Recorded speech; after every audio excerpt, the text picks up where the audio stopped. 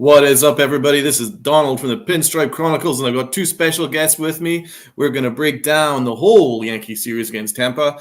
We're going to discuss Peraza. We're going to discuss Judge. We're going to discuss Boone and Cashman. We'll break it all down for you. Hang with us. It should be fun. Anybody watching, be free to send in some comments and stuff. I'll be happy to answer them. Okay, let's do it. Let's get ready to rock and roll.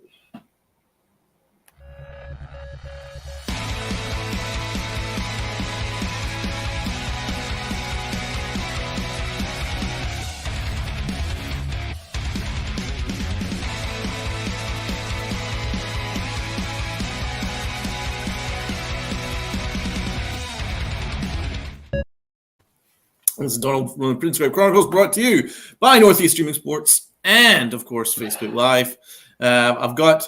This is actually the whole cast of the Boys in the Big Apple pod. Another shameless plug here because we're on at 8 p.m. Eastern Time tonight, so be sure to check us out. So we've got Alex and Luca. They also do Twin Bill, which is part of Pete Simonetti's NYY News. Has to be watched. So please tune in. So this is Alex and Luca. How are you, my guys? I'll speak first because I'm the oldest, then because it's next in chronological order. But I mean, the Yankees won yesterday, but I'm not feeling up yet. They need to show me more. The lineup the last few days has been an atrocity. The offense is very bad. It's even worse with the Benintendi news. Now we don't have another leadoff hitter, so it has to be LeMahieu. But they keep putting Aaron Judge up there. And with Aaron Judge up there, it's pretty simple. I think the fan base has figured it out. You put Judge up there leading off. You could just avoid pitching to him, and then the next 8 guys you could pitch to because Aaron Judge is literally carrying the team at this point. And, we were talking about it last night on our live stream. We've never seen a one-man team before where this team might actually go to the playoffs with a one-man team. Aaron Judge leading the pack. So we'll see how far it goes, and then as well Peraza. I mean, they've totally mismanaged him since coming up. I mean, IKF made an error yesterday and kind of shows, I'm just done with IKF and done with the mismanagement. I'll leave it to Luca. Luca. Yeah, I'm just pretty done with this team right now. Cool, we won yesterday, but it really didn't. We barely clawed it out. It wasn't like one of those strong victories like we were. Listen, we were up 2-0, but we just barely won by the edge of our fingertips. The way we managed Peraza, the whole process of how they brought him up, and because they had to cover themselves from what Boone said about IKF, essentially making a fool of himself, which was clownish. But the Yankees lose 2 out of 3 to the Rays. Now they got an important series against the Twins coming up. So first question, and Alex alluded to it. Have you guys ever seen a playoff caliber team basically carried by one player before, almost entirely? I'll start with Alex. No, I haven't. And it's very sad that it's gotten to this point for a lot of reasons. The fact that the rest of the lineup isn't hitting, that the offseason acquisitions of IKF and Donaldson are just very bad. They've been bad the entire season. Stanton's struggling since coming back from the IL. Rizzo, I mean, he's supposed to be back for the Twins series, but he keeps having back issues, and we don't have a legitimate backup first baseman. But at the same time, you can stretch the lineup with LeMahieu at first and, putting Peraza and Cabrera in. The problem is, A, the Yankees don't want to do that. B, I mean, either way, I think you would have to insert Donaldson or IKF or maybe even Torres, and who he's basically garbage at this point. I mean, talk about the tale of two halves. We always talk about that with football, but he sucked in this second half. And if I was allowed to curse, I would totally go on a rant on him, but I'm going to stay PG because I'm going to be respectful to the Pinstripe Chronicles and the people watching. He's been trash, but it goes further to the fact that, the Yankees suck as an organization in their philosophy and the way they're doing things right now because Aaron Judge is still not extended. and he is literally carrying this team. So I just don't get it why the media doesn't ask the tough questions about Judge carrying this team without a contract for next year. I don't know. And you know what? I guess we're going to have to wait till the offseason to see. Personally, as the day goes by, I think more and more that he's not going to be here next year, that he'll actually be in like a Giants uniform or something. But I guess we'll have to see. Luke, I'll extend the same question to you. Listen, Barry Bonds used to carry the Giants, but at least he had solid role players around him, like Jeff Kent and Rich Aurelia and all those different guys. The Yankees have no solid role players to back them up. It's wild. I mean, we do, but they're all injured. I mean, Stanton's obviously still hurt, and DJ LeMahieu. What is going on, man? He's got a foot injury, which is, from what I hear, is going to be basically going to be carried with him all rest of the year, including the playoffs. How do they manage it, and how do they get him back to what we need him to be? Because now with Benintendi hurt, we don't have a leadoff hitter. And they're trying Judge off the leadoff. We'll get into that. We'll get into the lineups fairly soon. But what's going on with DJ LeMahieu? Is it all injuries, or do you think he's in a slump? It's very possible that he's in a slump. I'm actually going to do it live where I look up his numbers the last few days. But that foot injury, he's had, I think, what was it, last year he was nursing an injury, and even the first half of this year, like, he was good. Last year, obviously, he had that down year. Yeah, in the last 7 games, he's hitting .038. That is terrible. Last 15, he's hitting 136, and last 30, he's hitting 208. So, God. I looked up those stats. Those were worse than I actually thought in my head. But it's going to be really tough. And listen, shout out to LeMahieu for actually nursing an injury and actually taking it to the playoffs and being a team player. Problem is, it's just not at the right time where the rest of the lineup is struggling and nobody around Judge is being supportive. Hopefully that doesn't affect DJ LeMahieu in the field. I'm guessing that, this past series, obviously, he was at first base, so it shouldn't affect him too much, but he's going to probably be playing more second base as we go. Unfortunately, that may be flipped because they may find more playing time for Gleyber Torres, who sucks at second base. Well, actually, no, I can't say that. He doesn't defensively suck. He's not a very good baseball player, doesn't have a solid IQ, and he can't hit the ball for crap. So we'll see how far this DJ LeMahieu thing goes. All positive here on the Pinstripe Chronicles. Breaking news: Benintendi. So he does in fact have a hamate injury on his hand, and he's going for surgery. Differing kind of timelines. So some say 4 to 6 weeks. Some say that's his season done. Yet Benintendi seems to think that he can come back before the end of the regular season. What do you guys think? Do you think we can see Benintendi hopefully by October? Luke, I'll start with you. I really want to err on the side of safe caution, but these are important games coming up, and towards the end of the stretch, even with LeMahieu, I want to err with caution. But ideally, I would put Peraza at second and Cabrera short, or you can mix something up like that. I just don't want IKF playing every day. So ideally, you put Cabrera at second or Torres at second, Oswaldo Cabrera at short, or Peraza at third.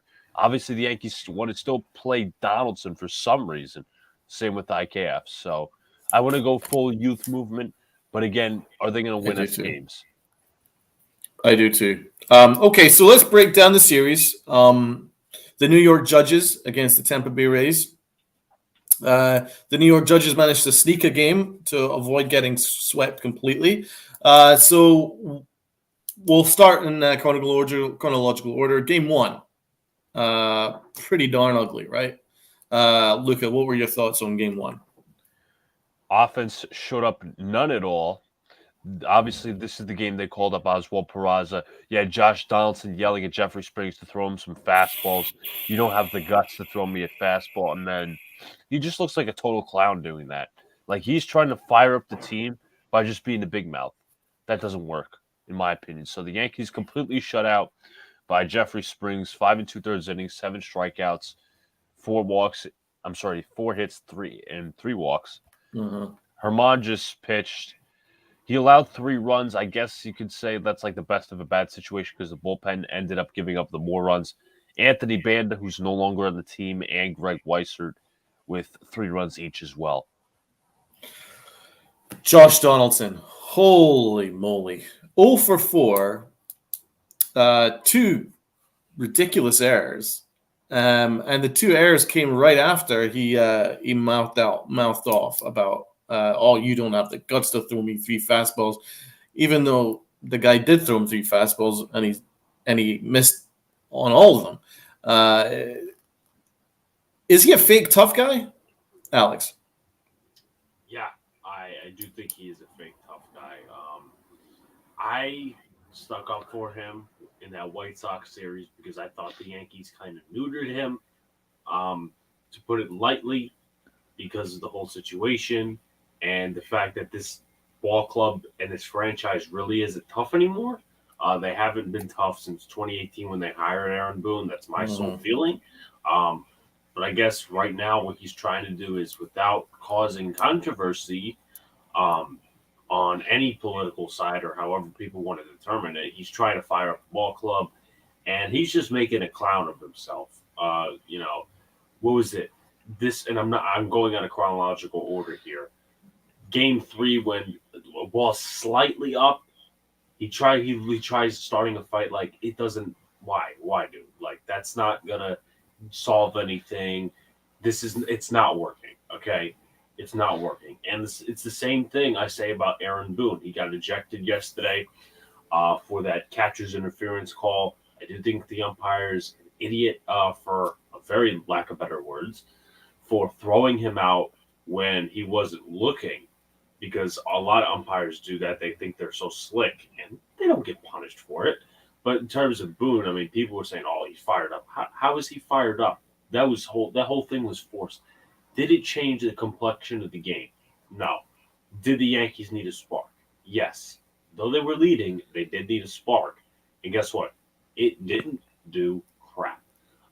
As for my little recap of what happened in Game 1, going back to the first game, obviously, many of y'all know that I ranted on the whole Peraza thing. My video's over 2,000 views, so over 100 likes. A lot of people saw it, and I was just very upset. It's not something like a forced rant or whatever. Like, my blood pressure, I feel my heart beating. I'm like, I'm literally done with this franchise. I was furious. Done. What set me off was what Boone said. He's like, IKF is our starting shortstop for right now, and we're going to mix Peraza in. I'm like, oh my God, Boone. But Josh Donaldson, 2 errors. I mean, that's not like him, but when you get in your own head and try to be a jagaloon, I mean, that just doesn't get worse than that. Herman, he pitched solid. Yankees 0 for 7 with runners in scoring position. The team overall sucked that day. And for once, it looked like the bottom of the lineup was hitting. I mean, you had IKF, who was 1 for 4, Hicks 1 for 3, Torres 1 for 4, Trevino 1 for 4, and then Benintendi had the only hit out of the first 5-6 hitters. Yep. So, and there's also no reason that Oswaldo Cabrera should not be in that lineup. He should be. Oh yeah, we'll get into the lineups. I thought it was a disgraceful performance. I was mostly perturbed by Josh Donaldson during the game. I don't like that he. I get the impression that he thinks he's better than he is, and it all just feels a little bit forced and fake with him, man. Like that whole chatter and all that stuff. Your team can't score a single run. Your team can't get a single hit. We got like 2 hits the entire game. What? And he's got one of the worst averages on the team. He's like batting like under 220, and his OPS and is way below average, not even close to even being in the vicinity of average. What does he have to even mouth about? And I blame Brian Cashman for this because he brought him in the club thinking that his spark, his energy, his edge was going to somehow turn this locker room around. And in fact, I think it's added a bit more of a clown show because this team has nothing to clown about, and I just don't like it at all. So I've got a first comment here from Hype Beast J. Do you think he tried to spike Ramirez at first? Honestly, I specifically didn't watch the play.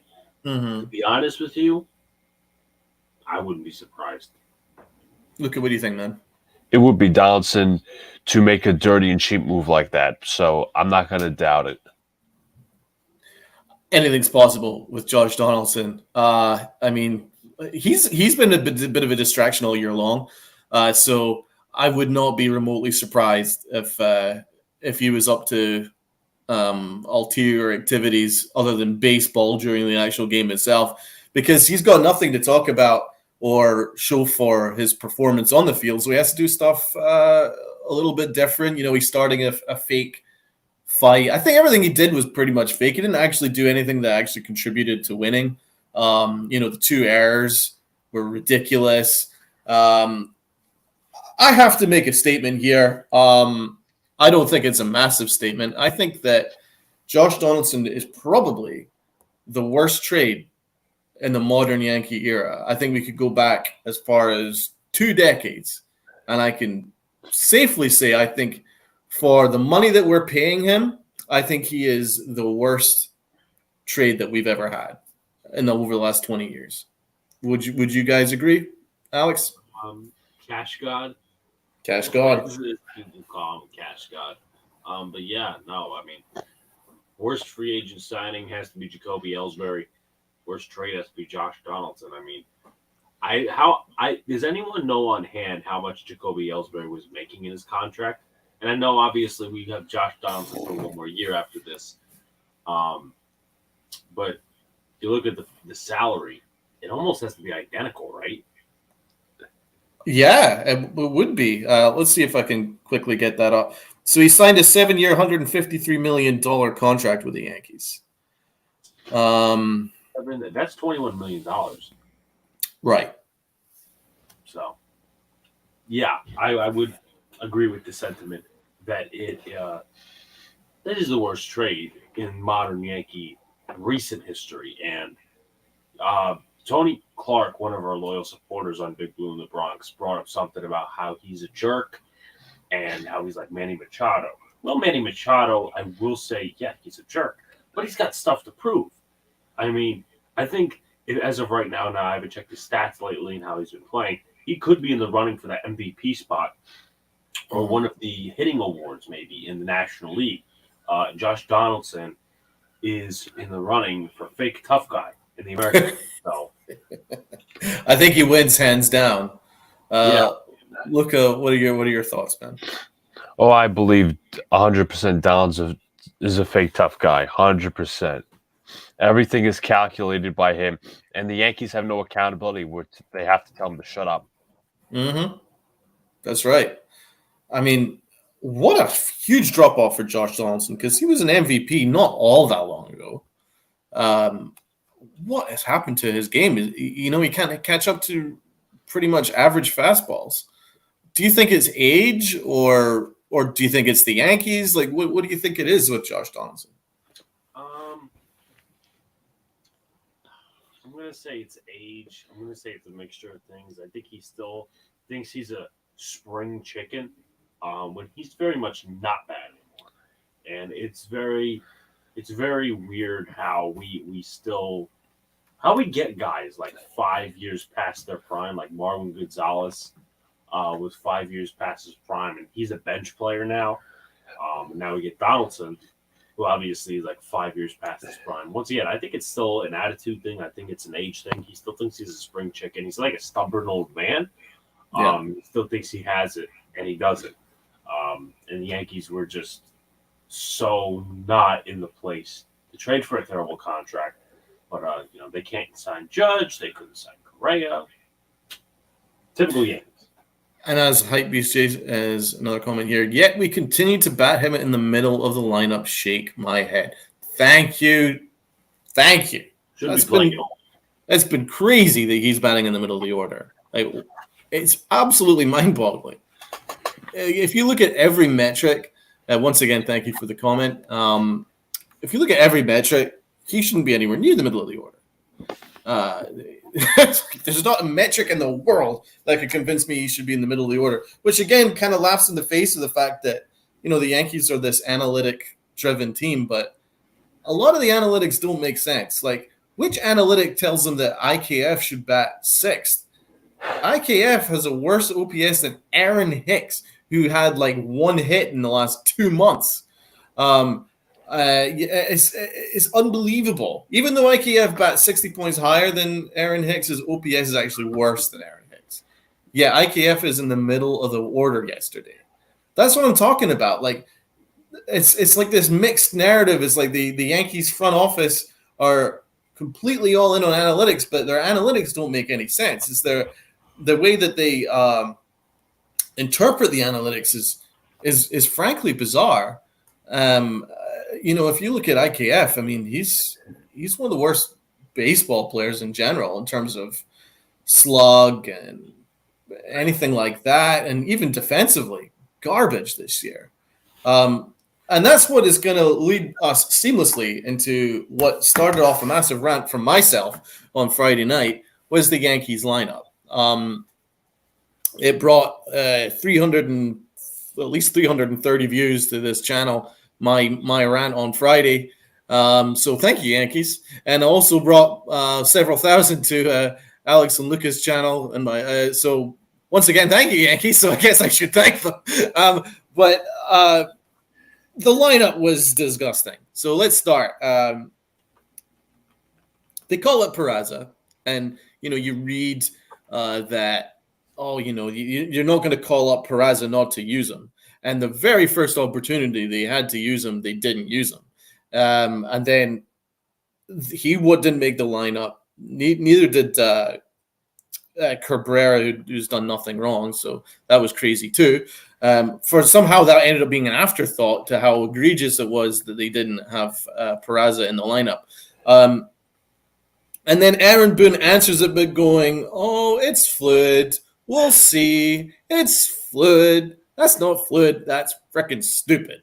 It's like there isn't any plan. There was no plan. How could you call up your second top prospect, who's a superior shortstop, than the shortstop that you're protecting? How could you call them up and not have a plan to use them? I was disgusted, and so yeah, I went on a rant, and clearly Alex did too. So I'm going to start with Luca. What were your immediate thoughts when you saw the lineup? Let me just ask the question: wouldn't most organizations do away with their stopgap once their future plan is up? Thank as you. An Oswald Peraza. That's what an intelligent organization would do. Yeah. So I'll start with that. The Yankees basically was like, okay, all right, fans, we called up Peraza. We get it. We know our manager made a clown of himself. So then you have that, and then we move to the lineup. Okay, he's not in the starting lineup, which is beyond ridiculous when you're still batting guys like Donaldson and IKF and Hicks, who have done nothing to merit their spots in the lineup every day. It's all about, we talked about this on Boys in the Big Apple, it's all about what Brian Cashman invested in these players. Donaldson, he took on $25 million plus. Aaron Hicks signed him to a horrible contract, and IKF was just a part of that Donaldson trade. So there you have it. What a trade that was. Holy moly. I managed to avoid swearing there. Alex. It's a mix of just screw ups for the Yankees. They originally start with Boone saying, well, IKF is one of the best defenders in baseball. Everybody goes on that and says, what in the blue heck are you talking about? Then they call up Peraza. Okay.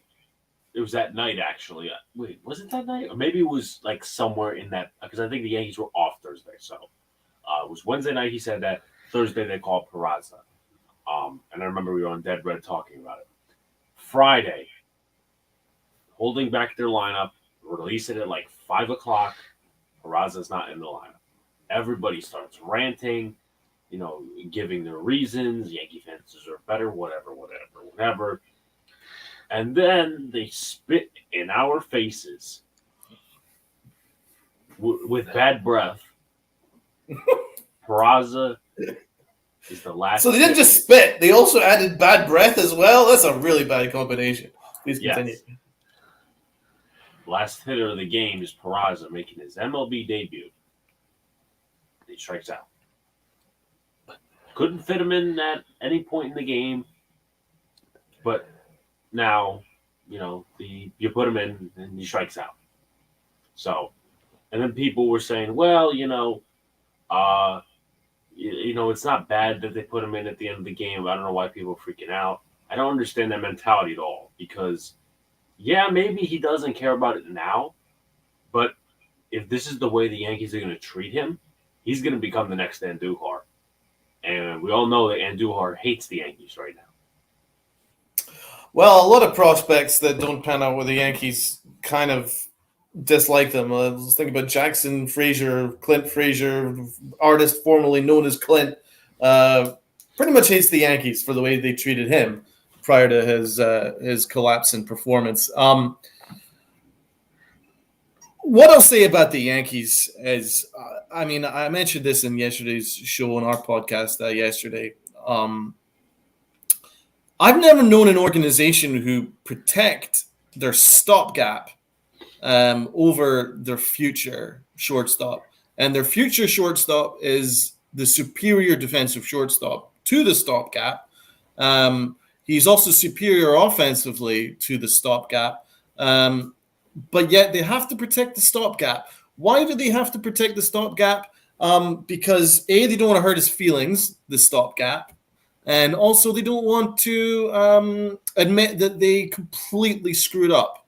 Screwed the pooch.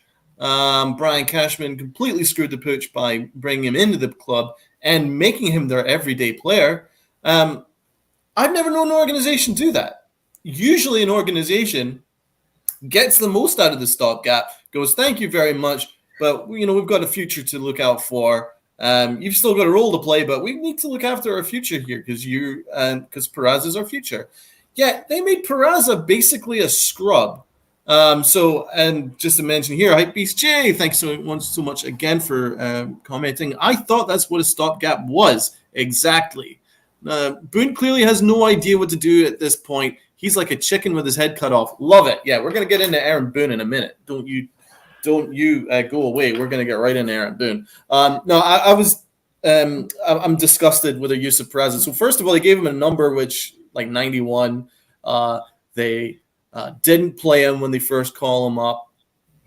Then Aaron Boone goes to say that he doesn't have a plan for him. That's what he said. He doesn't have a plan for him, or no, maybe not he, but Brian Cashman doesn't have a plan for him. Oh, we'll see. And then he also said that IKF is his starter, and IKF has a big role. IKF has a big role to play in this organization. Big role to play. He's a stopgap. What definition of stopgap have the Yankees got? Because I'm pretty sure Luca, Alex, and myself, and Tats and Rob, my normal co-hosts for this show, have a different definition of stopgap. Stopgap is not someone who's going to be here for the future and needs to be protected at all costs. And their ego needs to be protected at all costs. And Brian Cashman's ego needs to be protected at all costs. That is not what a stopgap is. So it's just disgusting, really. Disgusting use of a top prospect. And then as Alex alluded to, they don't frickin' use them until they're 9-zip down. And then they pinch hit him in the last out. Now, how does that put him in any position to succeed? How do you put him in any position to succeed when they're 9-zip down, no one on base?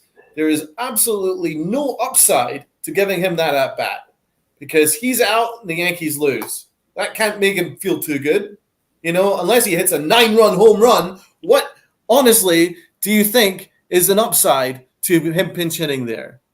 It's you know what it is? It's a slap in the face to the fans, and I'm telling you, it's a troll job. It was another troll job. It was the Yankees going, "Oh, you wanted Peraza, you wanted your top prospect. Okay, well, you got him now. You enjoy." That's what it was, and it's a slap in the face to the fans. And I don't want any fan to be watching here buying any of what the organization is selling with that. I think it was disgraceful. Another comment here. Matt Miles, the Yankees stopped playing for Boone after the All-Star break. I'm pretty sure the All-Star break. Constantly different lineup every night, no stability at all. Yeah, let's get into Aaron Boone. I'm going to start with Luca. Aaron Boone, do you think that he has lost the team after the All-Star break? I think he has personally. I also think the lineups and the consistency has to do with like guys like Mike Fishman and all that. You know, he's like the head of the analytics department as the assistant GM, so I think that has a lot to do with that. Also, I think it has a lot to do with the Yankees are mailing in games. They're taking off days. No winning team takes an off day. They want to win every day. The Yankees clearly don't want to do that. They want rest days and all this and that. When I know it's a rest day, I think of guys like Tim LaCastro and Kyle Higashioka and IKF coming in for. Hold on, I'm sorry. I want to interrupt for a second. Breaking news: we got the lineup, and it looks like utter trash. Let me read it to you guys. You're gonna watch this. Watch this, guys. I told you guys I was gonna rant on him earlier. I can't do that, but I'm gonna respect the Chronicles. Batting leadoff, second baseman, Gleyber Torres. All right, we're off to a great start. Center fielder Aaron Judge. DH Giancarlo Stanton. Third baseman Josh Donaldson. The cleanup? He's cleaning up? What trash is he cleaning up? Catcher Jose Trevino. What? Batting fifth? Trevino. Batting sixth. Right fielder Oswald Cabrera. Oh, at least he made it to the lineup. No. It actually gets far worse from here. Shortstop Isaiah Kiner Falefa. Oh my God. No. It's not. It's trust me. It gets worse than this. Batting eighth in left field, Tim LaCastro. And batting ninth, first baseman, Marwin Gonzalez. What the fuck is that? Luca cursed on there. Yeah, I deeply apologize. I didn't mean to do that. What is that lineup? Donald has left the building, folks. Donald Stewart. What in the heck is that lineup? They mailed it in. They're mailing another win in, guys. That is what I just talked about. Perfect timing. Perfect timing. Donald, I was just talking about how they mailed it in. When I think of guys like Castro and Marwin and Kyle Higashioka in the same lineup, except Higgy's not in this lineup, they're mailing this game in. They don't care. They won yesterday. It's okay. The Rays are only going to keep winning. What a clown show organization. Let's check the standings, everybody. The Yankees are only ahead by 5 games in the American League East. And the Rays are facing the Red Sox today, so they can beat up on Boston. And they're home today, so To gather my thoughts. yeah, What a clown show organization. That is probably the worst lineup you could possibly ever put together. What pitch are we going up against today? That's a good question. I'll take a look. Dude, we could face the Little Sisters of the Poor, and we'd not be able to pull together 2 hits. This organization doesn't care. Chris Archer. So here's the Twins lineup for anyone, and it's better put together. You got Luis Arias, who's had a great season. You have Carlos Correa, who we should have had. Max Kepler, Jose Miranda, Nick Gordon, Gio Urshela, Jake Cave, Gary Sanchez, and Gilberto Celestino. I'm broken right now. Marwin Gonzalez, where did he come from? First base. Sox, Arizona. What's going on, man? Oh, man, sucks Arizona. Good, real boys. Good morning to you. Yes, thank We're you not so having much. after He is seeing that the lineup. co-host for Dead Red Podcast. Yes. Yes, that was shocking. So, what do you think? Do you think Boston's going to do the job against Tampa? I think Tampa's going to win. Let me look at Tampa's upcoming schedule. And that's right. Everybody's going to get emotional today because Gary Sanchez and Gio Urshela are in the other team. We should have had Urshela. Listen, I'll say that. Yeah, we we should have should kept have him. said Urshela's But always been a better Sanchez, player. why is everybody getting emotional? He sucked. He did. All right. So I'll never forgive Sanchez for failing to tag the Met runner. He had like 80 feet. All right. And he went away, got a coffee, and forgot to come back. I got to do the race schedule here. So you got the Red Sox for 3 games, Monday, Tuesday, Wednesday. Yankees for 3, obviously. Then Blue Jays 4 in Toronto. Actually, 5 games because the 13th is a doubleheader. So it's Monday, Tuesday doubleheader, Wednesday, Thursday. Then they sit home against the Rangers, the Astros, and the Jays. So maybe the Yankees can capitalize while the Astros are playing the Rays. The Astros could possibly beat up on the Rays. Then you got the Blue Jays, as I said, and then the Guardians, and then the Astros away. Guardians is a 3-game set. Let me just pull up the October schedule. Astros for 3, and then the Red Sox for 3 away. Maybe the Yankees take it, being a little optimistic, the Yankees take an advantage of the end of those months. Well, they take a pretty good long vacation. They've basically been on vacation since June. Taking a leaf out of my book. Okay. Okay. Listen, I don't think the Yankees have a leader at all. Not even in the manager, not even Aaron Judge. Everybody wants to just play baseball. Nobody's going to be that tough guy that says, guys, let's go. We're not obviously playing well.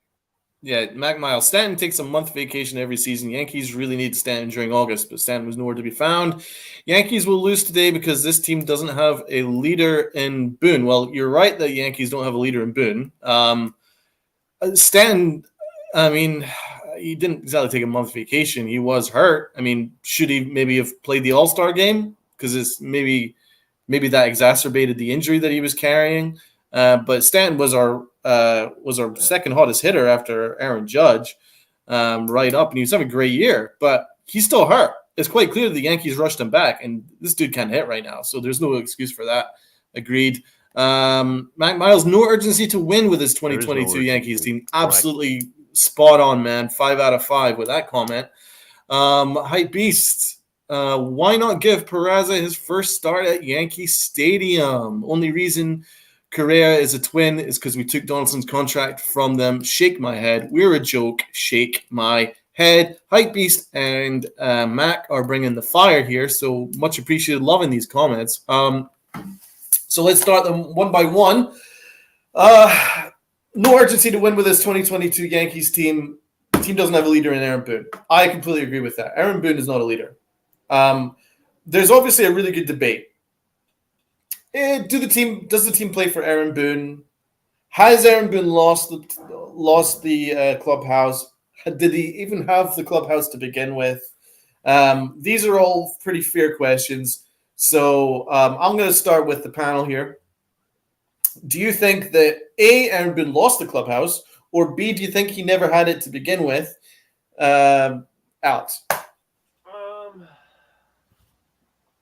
I think he kind of had it to begin with. He saw a manager a little bit, and this was obviously gaslighting the fan base because look at the team now. We look like 2021. There's like no way to put it. Screw all the comments. Well, we're in first place. No. We are 2021. Trust me. But I thought he did have the locker room at one point. Something in that someone said it when we were doing Twinville, and I kind of agree. Something happened in that Astros series where either management took over or some shift happened, and we haven't been above 500 since then. And it's terrible. These are probably some of the worst months because I can't even say that the Yankees had a terrible streak like this last year. Because let's look at this. end of June, right now at the beginning of September. That's like, what, 2 months, almost 3 right there. The Yankees, I'm pretty sure, had a hot streak in June last year. Because remember, Gary Sanchez was going off and all these different things. But something happened in the Astros series where there's something shifted. And then after the All-Star break, I say there's 2 things going on. And I'm going to talk about something in a minute. There's 2 things going on. Either the organization is in lockstep. Yes, is in lockstep with the locker room because they both want to take off games and they want to mail these games in, or they're not in lockstep because the players are mad with some of these transitions, acquisitions. You know, some people argue the Montgomery trade. I really don't agree with that, but I think the mismanagement of this organization has pissed the players off. Mm-hmm. And then the organization's going to be the organization, which I'm going to go into another point, kind of stretches the argument. I think Aaron Boone's back to being a puppet again. Oh, yeah. Whether you want to talk about whether the organization took it from him, whatever, his motive, his main thing in his contract extension was, I want more control. Okay, we saw that the first half of the season. Second half of the season, he'd become a total puppet again. And you know, people were defending Boone at times in their first half of the season. They would say, oh, it's not on Boone, it's on this, it's on that. No more excuses. This guy should have never been re-signed. This guy shouldn't be here at all. He shouldn't be here. And it's, you know, he's a puppet again, just to put it lightly. Luca, what are your thoughts? I think I got to concur with Alex. I think something happened during that Astros series. I think the Yankee clubhouse rode with Aaron Boone because they were winning. But once we started losing again, I think there was a fallout like of some sort. I think the players are just earning their contracts, earning their money. I don't think they really care about holding each other accountable or the manager taking any type of leadership. This team is no fire relating to the manager. Mm-hmm. Because of how he is. He's very water off the duck's back. He doesn't get angry easily. And, you know, Aaron Boone could go off these fake tirades. I thought the slamming of the table did nothing for me. I thought it was fake. Him going at Meredith Marakovits was ridiculous. He's trying to save face and say he's the tough guy, but he's not. That's what I think happened. I think that the best example of the fake tough guy was actually yesterday, getting himself thrown out for no reason. I think that he knows that that's the only way that he can possibly motivate a team in a game is to get himself thrown out, arguing with an umpire. It didn't feel the previous ones felt like he was legitimately standing up for Aaron Judge with a crazy strike zone, but yesterday's occasion, it didn't really do anything for me. The way I view it is this has been happening for 3 years in a row now with Aaron Boone. 3 years in a row, minimum. In fact, I think we could probably extend it because Aaron Boone, his rookie year, completely blew our playoffs that year against Boston, incidentally. A lot of poor moves. But over the last 3 years, the Yankees have completely tailspun. I think actually more than that, probably 4 years. The last 4 years, the Yankees have completely tailspun post All-Star break. It's unbelievable. You can call it the Boone swoon, you can call it whatever, but it's legitimate, man. This is now not something that you can just throw at the players or you could just throw at the organization. Aaron Boone has to have some culpability for this because this team completely collapses post All-Star break, and there's not really a reason why. Now, you can maybe blame injuries, but it seems like a very hollow excuse because I really do believe that Aaron Boone doesn't hold his players accountable. And now he can say all he wants in interviews. Oh, do you hold your players accountable? Oh, his normal nonsense. Just look at it. How many mistakes, IQ mistakes, has Gleyber Torres made? And how many excuses are made for him? 100 out of 100. IKF, how many horrific mistakes has he made at shortstop this year? Again, he's still out there 100 times out of 100. He's back out there again. There is no accountability. Gleyber Torres not running it out to first base. It's happened tons of times now under Aaron Boone's watch. Gary Sanchez, not hustling.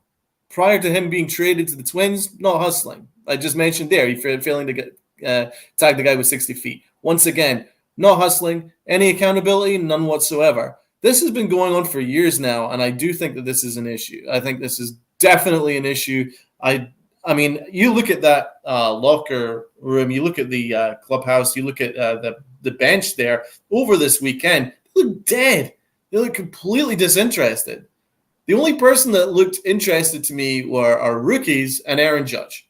Aaron Judge was talking to the rookies, giving them helpful advice. Everybody else, Aaron Boone was just blowing bubbles, and everybody else looked fast asleep.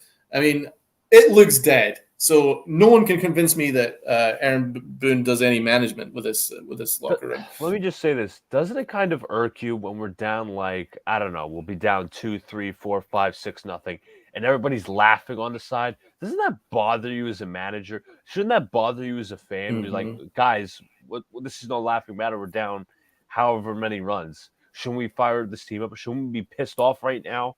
This team doesn't care. That's why I think they're playing for their money. They're playing for their contracts and all that different stuff. You know, Donaldson could screw up and he could get away with it. Same with IKF and Aaron Hicks as well. So Miles' comment here: Fishman should be fired for his analytical garbage. Yes, he should be fired for his analytics. He's a big problem, man. He's got a big sway in this organization, and I know that Alex and Luca know that for sure. With your working for NYY News, he's got a big role to play in the organization, doesn't he, guys? He's probably Cashman's right-hand man because, you know, he's seen as the analytics guy.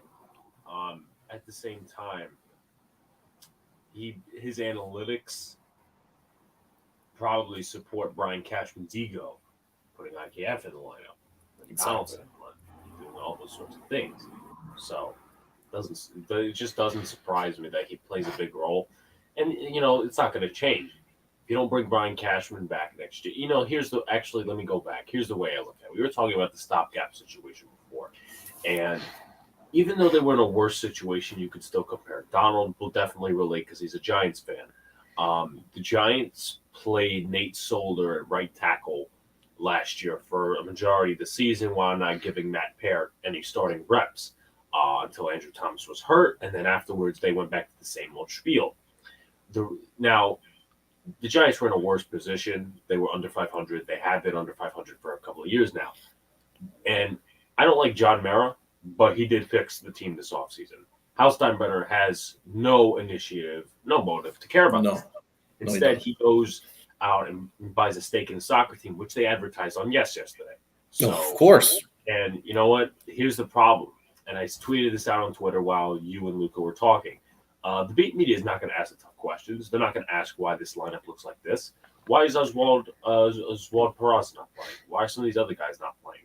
I thought Rizzo was going to be back this series. Well, obviously not. You know, what's the reason for the off day for Rizzo? He's been off 3 straight days.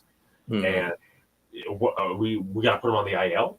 What's going to happen? Yeah, what is going on with that? With LeMahieu as the backup first baseman and with the foot injury, I mean, what game are we playing here? Is he going to play in the playoffs in the future, or is he going to be on the IL for the rest of the season? We don't have a backup first baseman. We don't.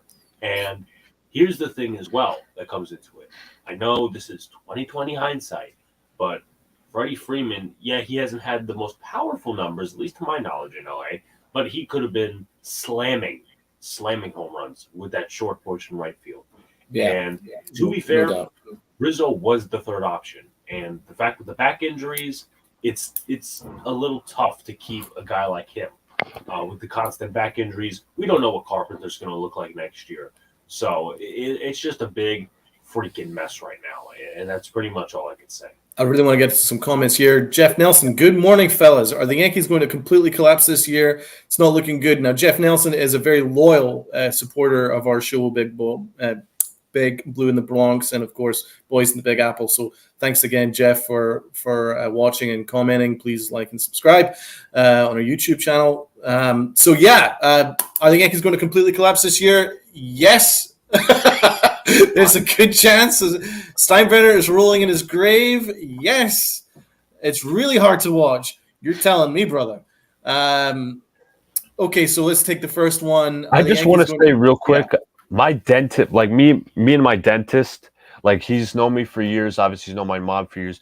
Like when I was like younger, he warned me about Hal Steinbrenner and that this organization is going to tumble like a long time ago, like 2013, 2012, and I did not believe him. Yes. Well, your dentist is smarter than Brian Cashman. Matt Miles, no Machado, no Harper, no Correa, no Scherzer, no Verlander, no Soto. Plenty of nothing. Thanks, How. Mac is bringing the fire. We love it.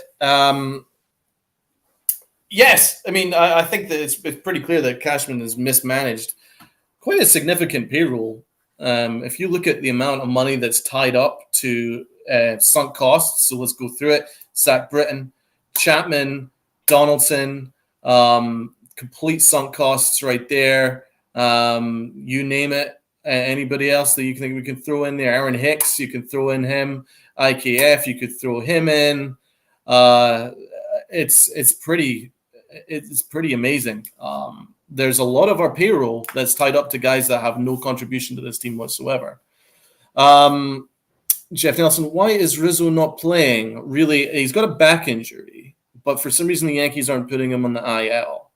I'm really not quite sure what's going on here, because the thing is, the Yankees desperately need Rizzo. They desperately need Stanton, because Stanton, Rizzo, and Judge are the only three guys in our regular lineup that has a slug, an OPS that's actually above average, and that's something that's really real. And they're the only ones that can hit with power. And then after that, it's DJ LeMahieu. We need DJ to be DJ, but clearly he's hurt too, and it's really affected our lineup. So I want to ask, and I'm going to start with Luca. First of all, do you think the Yankees are going to hold off and hold on to the division? Honestly, I think they will, but it's going to be by this much. It's going to be like one of those 2, 3, 4 game things that nobody's going to point out whatsoever. Everybody's going to be happy that they won the division, but they're not going to count. They're not going to think of the near collapse. That's what I think is going to happen. Everybody's going to see through it, and they're going to see through all the BS, and I think we'll see what happens going into the playoffs. But I think next year, obviously looking in the future, I think Judge, Rizzo leave if possible. If it happens, I think this team's going to have a lot more questions than answers. Alex, do you think they'll hold on to the division? I must say,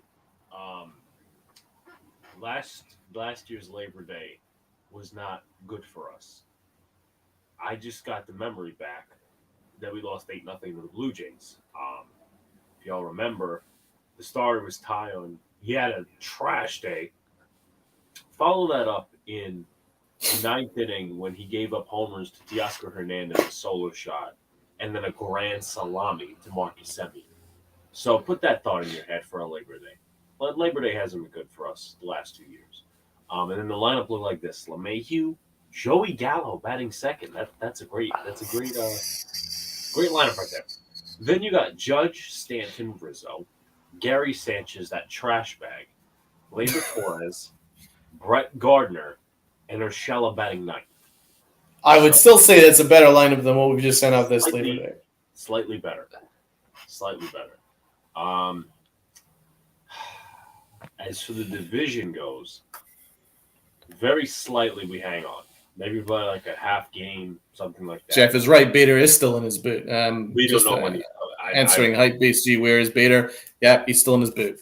Yeah, we don't know. We don't know when he's coming back. We haven't heard nothing. So, in my opinion, at least, I don't think the Yankees are ready to get. Well, I can't say they're ready to not. I don't know. Because I'm mixed on the situation. Yes, they traded for Bader. I guess they're in no rush to have him come back because of Aaron Hicks and how they love him so much. But as for this division, man, half a game, maybe a game.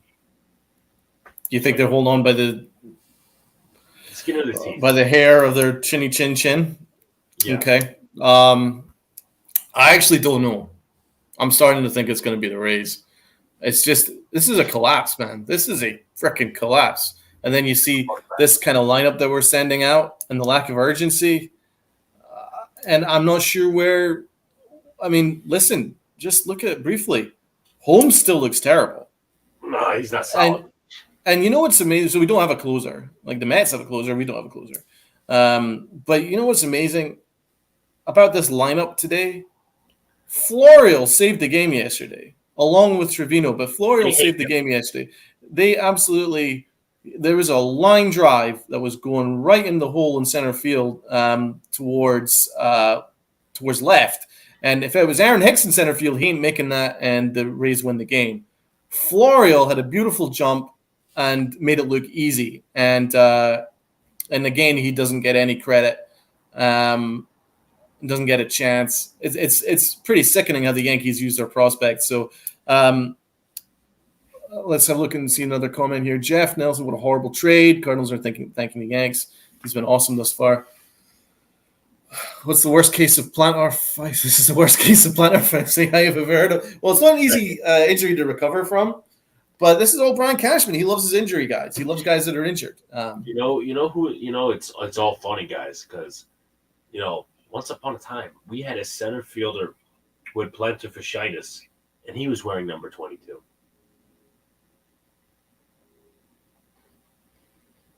Does everybody remember? I feel like Donald doesn't remember. Come on, Donald. Recent memory. I mean, we've had a lot. Remind me.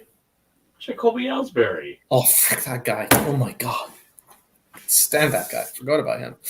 See, I forgot he was just a figment of my imagination. Like, half this Yankee team is because all of them are injured. My next question, briefly, before the end of our show. What is Cashman's future and Boone's future if the Yankees don't hold on and win the division? I think Boone could possibly I think Boone could possibly get canned.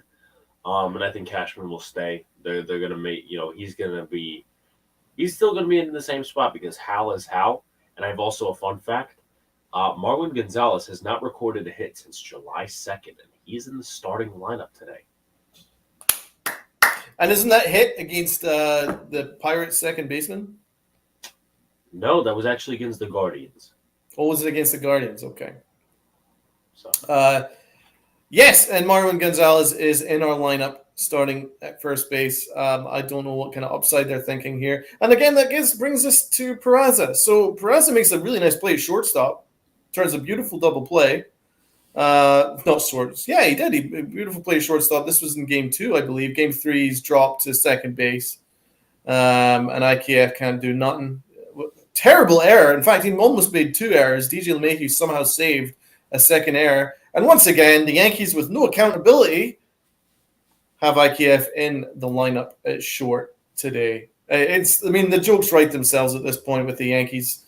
The good news is Aaron Judge saved us again, as he saved us all year. Sign the guy, please. Alex and Luca, final thoughts. Appreciate coming on here. Definitely, Donald, inviting me on the Pinstripe Chronicles for the second time. We'll see what this season comes of. Obviously, we have a tight lead in the division of 5 games. The Yankees chose to mail this one in. So they're like, okay, we won yesterday, so we'll take off today. This team does not care about winning. This team does not care about accountability. All they care about, I said it yesterday, is control.